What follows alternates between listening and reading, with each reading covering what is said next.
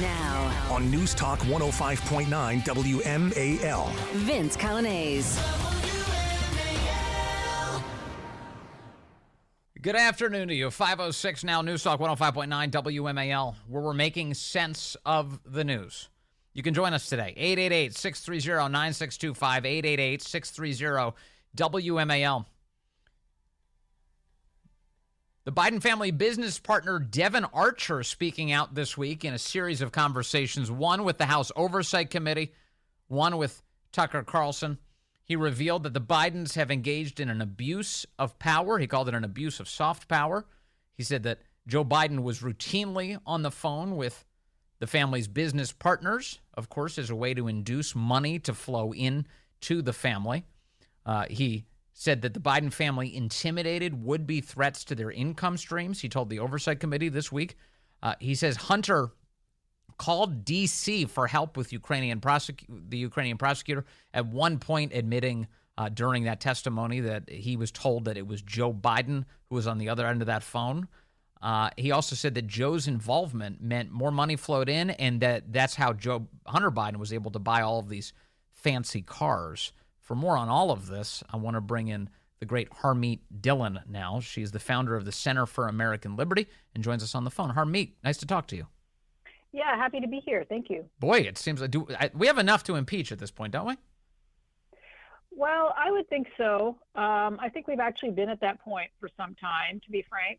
And I've been reading this transcript this morning here and taking a look at it, and a lot of the characters and a lot of the facts have been known to us for years. In fact, they've been known to us since before the 2020 election, and they were suppressed by virtue of the organized effort by the intelligence community to discredit the Hunter Biden laptop stories. And so, I frankly, it just makes me very angry as an American to see on the same day that President Trump is facing his third indictment for speech, really, which is protected by the Constitution. You see the current president who got into that office by illegitimate means. And this is just icing on the cake. I think it doesn't really change my opinion of the corruption of the Biden family, which I think was already well known to people with their eyes open. You have a number of news outlets today crafting their own reality. The Washington Post, with a headline, Devon Archer said the opposite of what Republicans claimed. You have NBC saying Hunter Biden business associate testifies he has no knowledge of wrongdoing by Joe Biden. I mean, Harmeet, they've really given up on reporting on reality here. Well, look, so first of all, this is a transcript, and frankly, Congressman Goldman did some very heavy lifting to try to rehabilitate the testimony of Devon Archer, but to me, it looks like Archer was honestly trying to do his best to answer the questions posed to him. And, he's a witness. Does he have personal knowledge of Hunter Biden and Joe Biden's wrongdoing? I mean, he's recounting phone calls, and he's not an expert on Foreign Corrupt Practices Act or FARA, but people who are would say that bringing the then sitting vice president of the United States onto phone calls to impress oligarchs and shady operatives in third world countries is wrongful as a matter of law. To have that person at a dinner in D.C. at Yes. Cafe Milano. Multiple dinners, we now know. Multiple dinners. Multiple occasions, and money then changed hands to Hunter Biden after these meetings from the wife of the former mayor of Moscow, Yes. from any number of characters. So it's entirely consistent for Devon Archer to say, I'm a fact witness to certain meetings and phone calls, and here's who was there.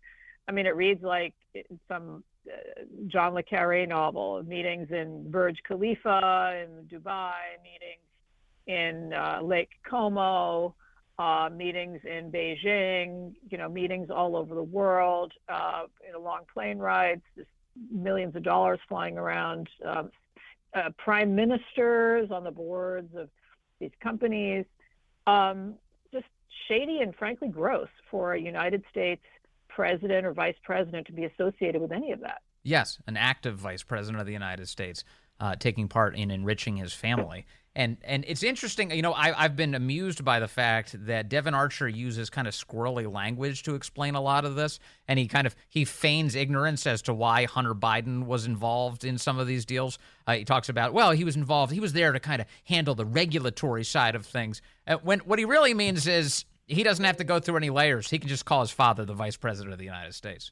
Yeah, I mean, those of us who've seen the photographs of Hunter Biden, which have been known again before the 2020 election, and his degenerate state and behavior, the idea that he is being called in as a corporate governance cleanup guy is ridiculous. But I don't think Devon Archer is trying to sell that story. He's answering questions as to why.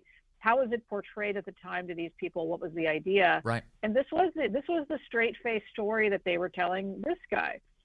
They were also trying to gaslight Devon Archer by telling him, oh, it's no big deal that Joe Biden got the prosecutor Shokin fired because Shokin was wink, wink, nudge, nudge, really on Burisma's side, was going to give them a slap on the wrist. So it's actually terrible. It's terrible, Devon, that this harder prosecutor came in. Yes. All lies.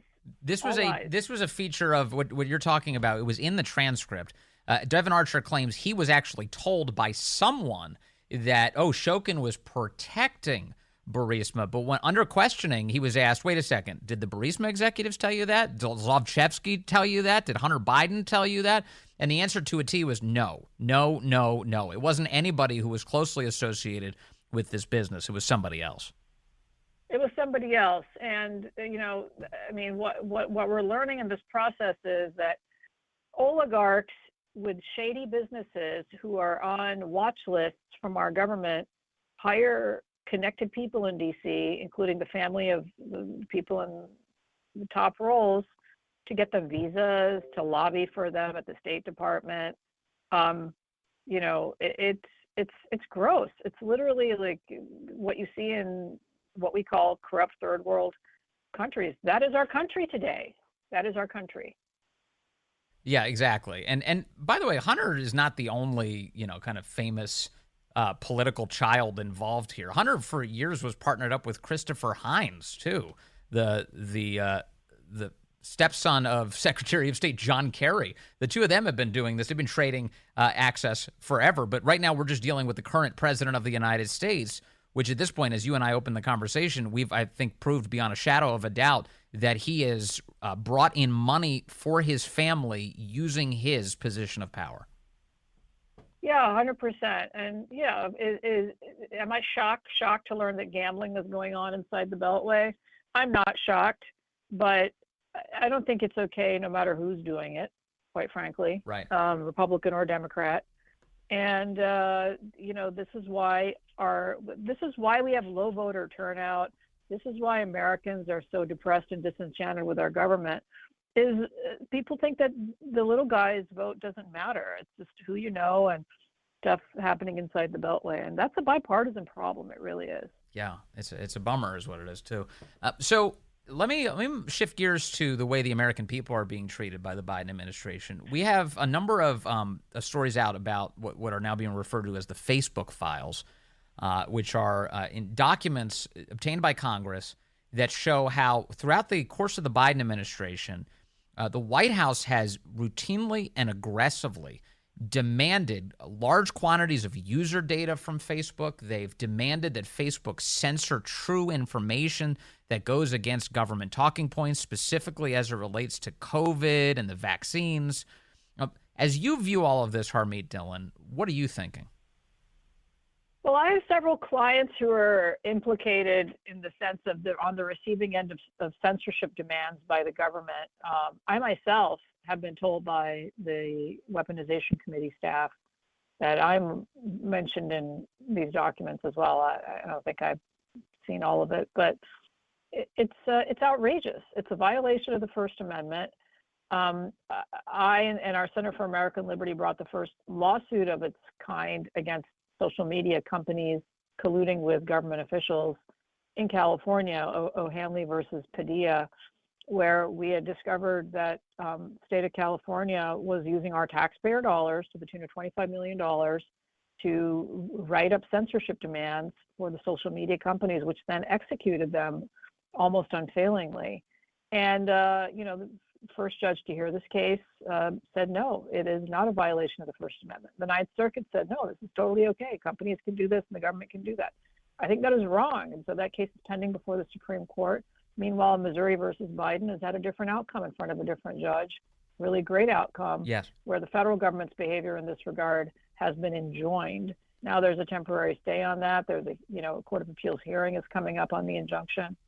So we'll see what happens, whether that sticks. But this is unprecedented that our government is using our tax dollars to censor us on an ideological basis. We aren't talking about censoring, the submarine plans or, war plans. We're talking about Tommy Lahren. We're talking about the Daily Wire. Oh my gosh, what people are going to have a different opinion about vaccine mandates. Well, we can't have that. In fact, one video was Tucker Carlson's, our friend Tucker. He had put out a video, and Facebook and the White House was furious about it. It was related to COVID. So Facebook took a look at it. They couldn't find a single fact in Tucker's video that was wrong. They were looking for a pretext to actually suffocate this video. And then under pressure from the White House, we now find out they had stopped distribution of it by 50%. They cut it in half so that fewer people could see it because the White House instructed them to do this. So they were censoring information they couldn't even prove to be anything but true. And this is entirely consistent with the court's ruling in Missouri versus Biden, where the court extensively detailed in hundreds of paragraphs the same thing with respect to Twitter, where the people at Twitter, even like I'm sitting here in San Francisco, the libs down the street at Twitter were even saying, well, this doesn't violate any of our policies. The White House basically threatened them by various means, not just the White House, but various other alphabet agencies inside DC, threatened the social media companies with loss of Communications Decency Act Section 230 immunity, with regulatory issues, with the antitrust investigations, et cetera. And so they cried uncle, despite in writing saying the content you're seeking to suppress does not violate any of our terms and conditions. Yeah, and yet this continues. And the Biden administration is arguing against the court, saying that they should continue to have this censorship ability, and they're doing it with a straight face, Harmeet. Absolutely, and what's most insidious about this is it was all hidden from public view. People kind of felt instinctively as we have over time. I've felt my reach throttled by social media companies for wrongthink. Yes. And now we see it. So there's no transparency around it. There's no permission that Congress ever gave to these agencies that they should have the right to do this, because it violates the First Amendment. On its face, it violates the First Amendment. When it's not the government doing directly, if they get some corporation to do it on their behalf, it still is a gross violation of the First Amendment. That is my argument, and that is what Missouri versus Biden ruled. And in that case, the court looked at, would these companies have done it anyway? And what effect did the material pressure from the government have on the outcome? And the court said it was material. It affected the outcome, and therefore it's unconstitutional. There's a separate issue, Vince. The separate issue is, even without the government's interference, the social media companies have basically made up the rules as they've gone along, and they're treated very differently than other businesses in the sense that they can keep changing their terms of service and they can keep moving the ball, and citizens don't have any rights. So we've kind of been conditioned to that by the social media companies themselves. But in fact, I believe that consumers should have rights with respect to these companies, just like we have rights with our mortgage companies, our water company, utility companies. We should have a Bill of Rights with respect to these companies, and Congress needs to make that happen. Because Republicans are the ones standing in the way of that, quite frankly, because we worship corporations in the Republican Party. We think they can do no wrong. You're totally right. I think that's right. I think that's wrong. I think that should change, and the government should be prohibited from doing this. You're totally right, because the immense power that these firms have, Google is the best example here. 90% of the world's search happens through Google. So even if you opt out of it, I'm going to use Bing. The rest of your neighbors are using Google, and it has a distorting effect on civil society. If you don't know information because they refuse to show it to you, that's a huge deal, and it can disrupt a democratic system, our republic, really easily. In fact, we've seen it happen before. Well, at this point, it isn't theoretical. At this point, these companies manipulated the outcome of an election Yes. by suppressing truthful information about a candidate's family. And there are probably hundreds of other examples. Yes. And they've probably played and done this. I mean, look, I've had fact checkers all over, clients of my firm, fact checker in air quotes, propagandists trying to bully truthful journalists into changing their stories. With government money, they get government grants, these quote unquote fact checkers. So it is pervasive. And so literally you can't trust that what you're seeing online is not affected by some hidden agenda of corporate or government interference. That means that normal people will distrust everything they see. It foments conspiracy. It makes you feel like you can't trust anything. It's like, I'm not going to say it's exactly like some of these totalitarian regimes, right.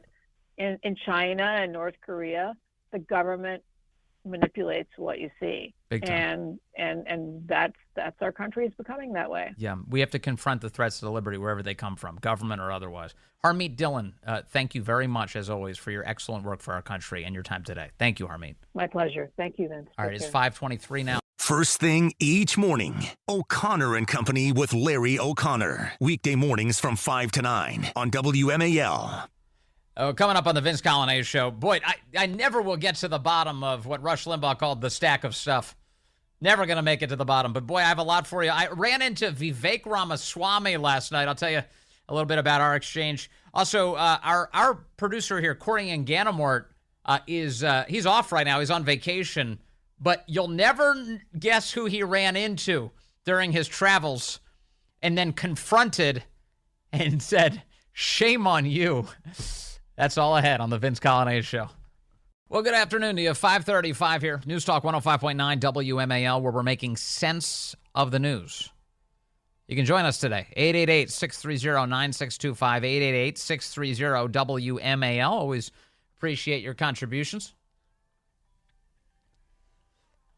Had a good night after the show last night. I went over to Fox and did Special Report, the panel there alongside Brett Baer, Ben Domenech,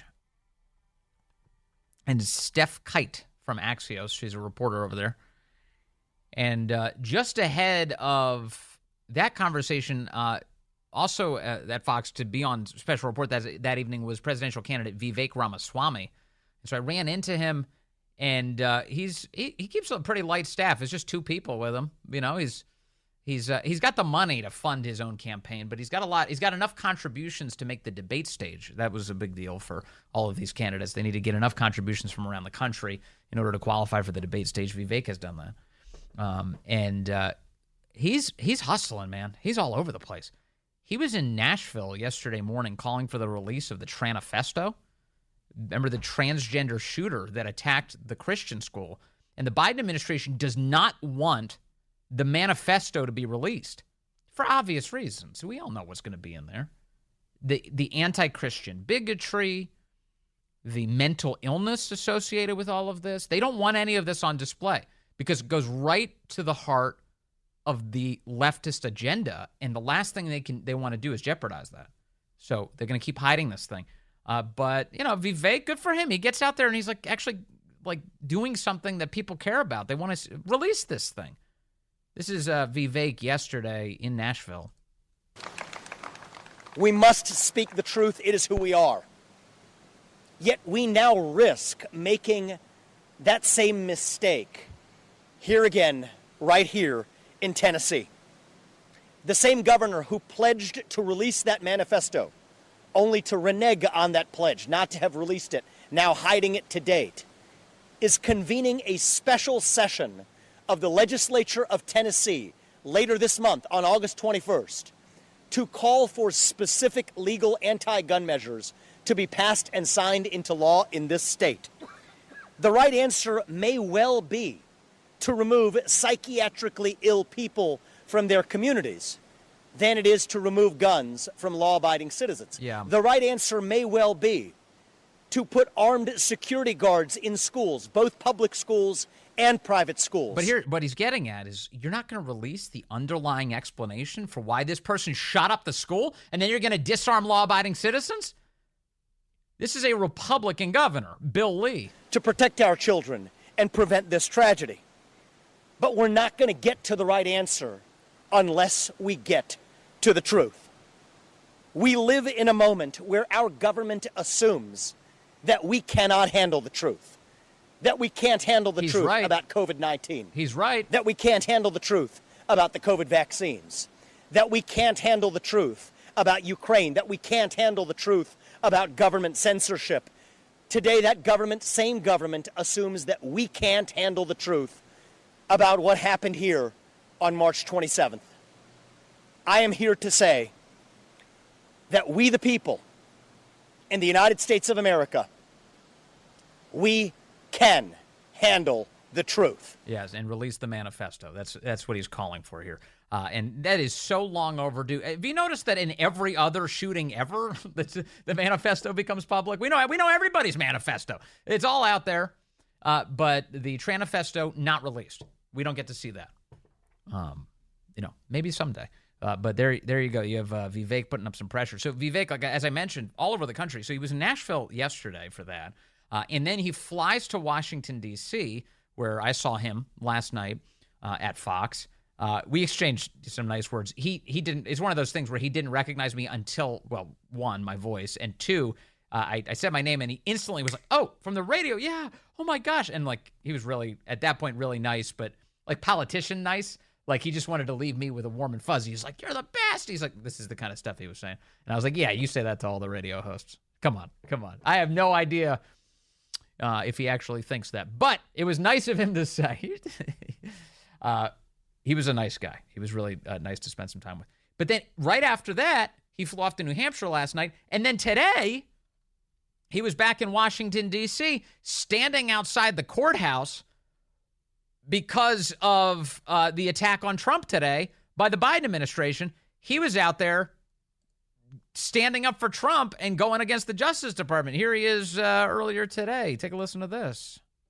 Earlier this week, I sued the U.S. Department of Justice, and I further filed an additional FOIA request. If you're wondering why this guy is like number 2 or number 3 in all these recent polls, usually number 3 in these recent polls, look no further than this. The guy's he's just sticking his neck out and doing everything. He's making sure that he's present for all of these issues. To understand what President Biden told Jack Smith, what Merrick Garland told Jack Smith, because we want the truth.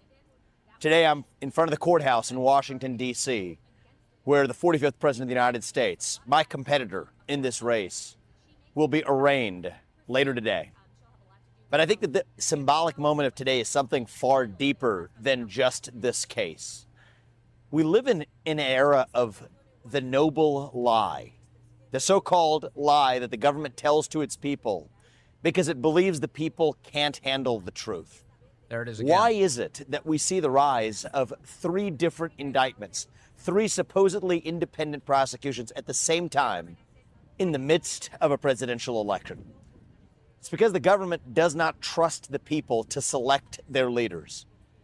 This is the old worldview rearing its ugly head again.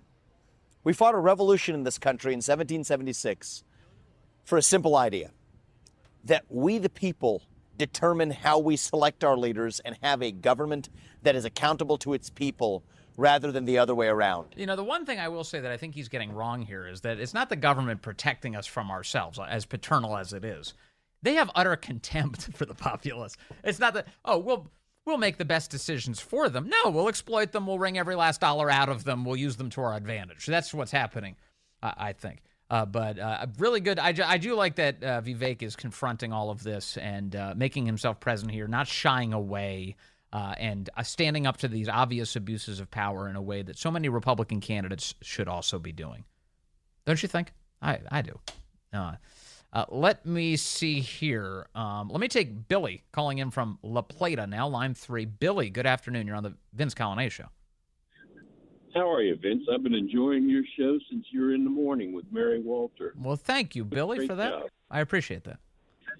What I wanted to comment on was your last guest. I forgot her name. She said it, and so many people I hear talking say, this is our country today. Mm-hmm. I don't buy that. I don't believe this is our country today. This is a cancerous tumor in our country today. It was probably originated under the old, what's his name, Obama, and it has metastasized into a grapefruit-sized tumor in our government. Mm-hmm. This isn't who we are. This isn't America, and that's witnessed by what has happened in business with Anheuser-Busch and Target and all the other guys that are taking a hit. The silent majority, I don't know who came up with that term, but it was very, very wise. The silent majority is getting larger and larger and probably every day getting a little more pissed off, and eventually things will erupt and right themselves.